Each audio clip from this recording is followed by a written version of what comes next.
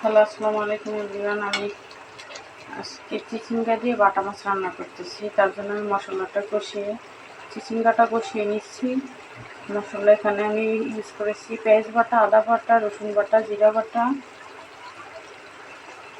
তার সাথে পরিমাণ মতো হলুদের গুঁড়া, মরিচের গুঁড়া, লবণ।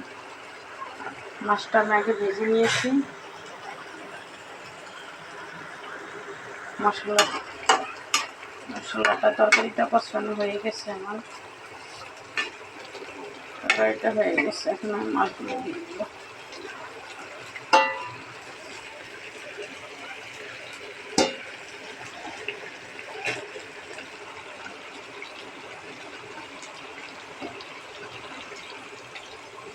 পরিমাণ মতো পানি,